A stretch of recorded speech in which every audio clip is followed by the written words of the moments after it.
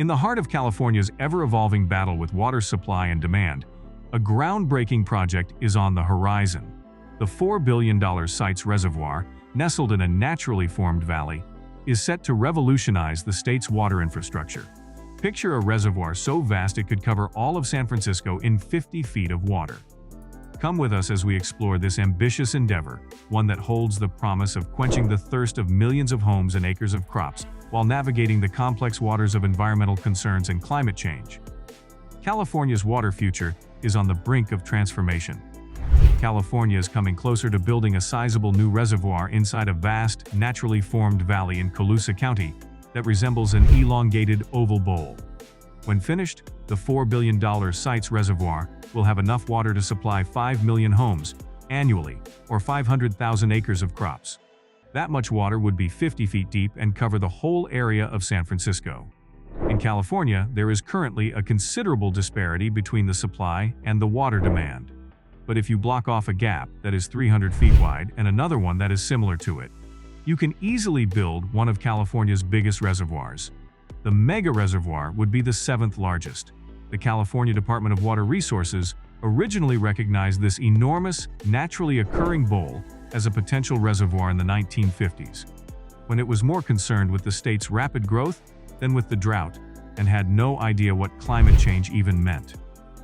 Sites Reservoir, according to Jerry Brown, who is not related to the past governor, would enhance Northern California's reservoir water storage capacity by 15%, with the water being divided among the state's top water goals.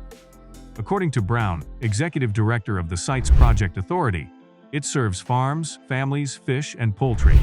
These advantages would extend down to Southern California, from the northern Central Valley to the Bay Area. The Sacramento River would supply the water for the sites. However, water would only be taken during the rainy season, and only when there is a significant amount of overflow that is sent to sea. According to Brown, it teleports water that naturally falls to us during the rainier seasons to the dry seasons when we need it the most. 180 miles of canals would be used to transport the water to the Sites project in the vicinity of Maxwell. The vast majority of those, except for 12 miles, already exist. I think the problems are becoming more serious, and that necessitates, putting something like this into place, said Brown. He cited the changing climate, the drought conditions, lengthier drought spells, wetter wets, and drier dries as contributing factors. Once built, filling it would typically take 5 to 7 years in drier years, but in exceptionally wet years, it might just take one winter. Environmentalists who oppose the Sites Reservoir often do so due to concerns related to water flows in rivers and their ecological impacts. High water flows, especially during certain seasons, play a crucial role in maintaining healthy river ecosystems. These flows help with the migration of fish, the rejuvenation of aquatic habitats, and the overall well-being of aquatic life. What would be the Site Reservoir is home to fewer than 20 individuals, some of whom have lived there for many generations. Although the ground is suitable for cow grazing, many ranchers in this area drive their cattle to Oregon so they can eat fresh grass. According to Brown, there's pretty good support from those people who are giving up a lot to make this possible for all of us.